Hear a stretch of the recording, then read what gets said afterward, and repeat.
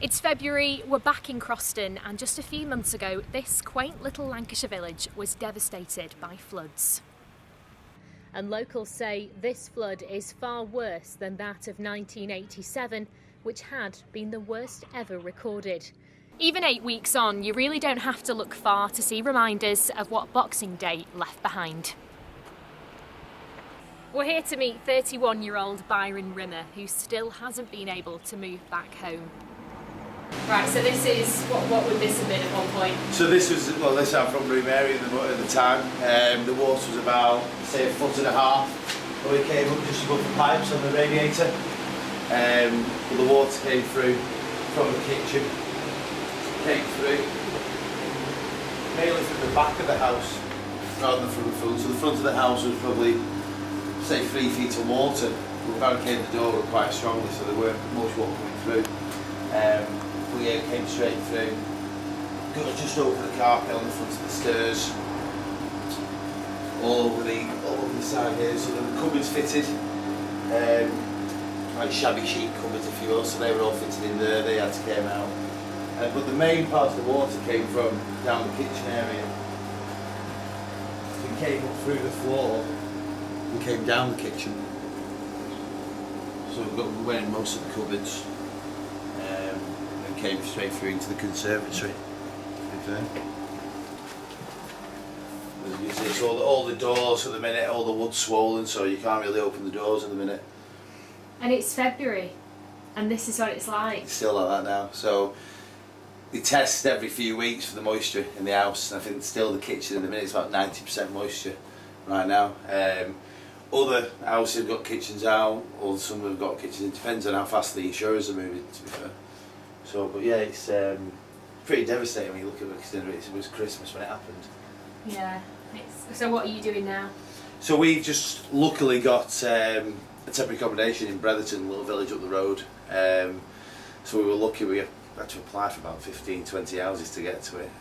But everyone's in the same boat in the village. So as soon as you get a house on the market, it's gone within a day. So it's hard work. And so how long are you going to be there for? It's a 6 months tenancy. I'm probably expecting it to be the full 6 months. Luckily our landlord's quite accommodating, he's looked after us. All that's paid for the rent of this, we just carry on paying the rent for the property because it's insured. But I would expect it to be June, July before anything's even close to being done. What's it been like then for just sort of day-to-day living, trying to get by and having all this stress? It's been a nightmare. So we've been living in a bedroom.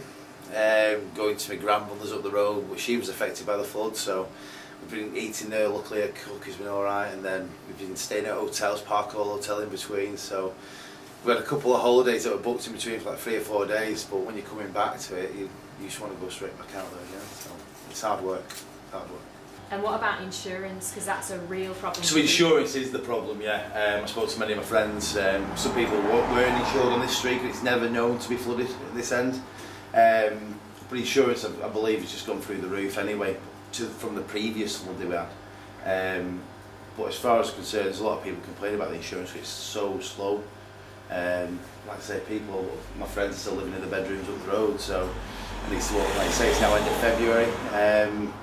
So it's hard work for people, but yeah, you've got to pay for insurance. That's what it's there for. But hopefully, it won't happen again. So what's the next step then? So the next step, yeah. So we're in temporary accommodation now. My landlord, Biron Rimmer, is doing a great job. He's keeping on to the insurance. He wants to get all the plaster off, get it 100% dry. And that's the real point, really, is getting the houses dry enough so that the insurance can carry out the work. So it's probably going to be a few more weeks before they can be assessed, but we'll just have to keep going from there, really. Because for landlords, this is a business, isn't it? Renting Correct, out yeah. is a business. And yeah, he's got multiple properties as well, not in the village but elsewhere. And like I said, if we moved and he didn't have the insurance, he'd be losing his rent and have to pay his mortgage. So they want him done as quick as possible. So never mind the people who've got the mortgage who want to live in the house again, but yeah, they're losing money in theory. So do you want to carry on living in Croston? Oh yeah, 100%. I've grown up here all my life. Around the countryside, all my friends, all my family live in the village, so there's no doubt in my mind I want to come back once it's all sorted.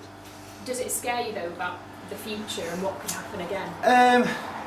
Slightly, yeah. So it can flood. It floods on a regular basis across the few years. They are putting a flood defence up in Croston, I believe. Whether or not that'll work, it's yet to be seen. But it wouldn't scare me away from the village, definitely. Lancashire's More Music Station.